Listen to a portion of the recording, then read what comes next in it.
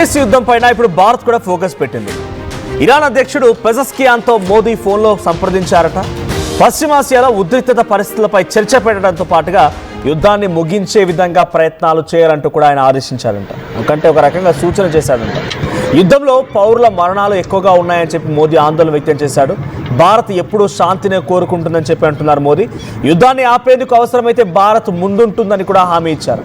మరోవైపు భారతీయుల భద్రతతో పాటుగా ఇంధన సరుకు రవాణాకి ప్రాధాన్యత ఇస్తున్నామని చెప్పి కూడా ఇరాన్ చెప్పుకొచ్చింది.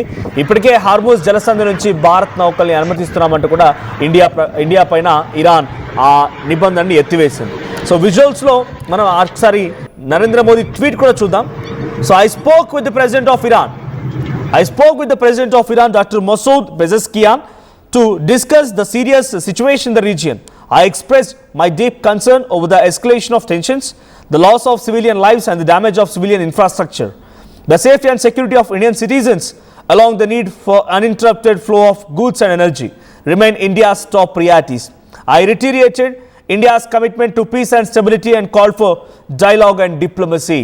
సో నేను అక్కడ జరుగుతున్నటువంటి పౌరుల మరణాల పైన, అక్కడ జరుగుతున్నటువంటి తీవ్రమైన నష్టం పైన కొంత ఆందోళన వ్యక్తం చేస్తున్నానని చెప్తూనే ఆయన కొంత నేను సానుభూతి వ్యక్తం చేస్తున్న డీప్ కన్సర్న్ అని చెప్తూనే ఇంకోవైపు నేను ఇండియన్ సిటిజన్ యొక్క సంరక్షణ పైన, సేఫ్టీ పైన కూడా దృష్టి పెట్టాను.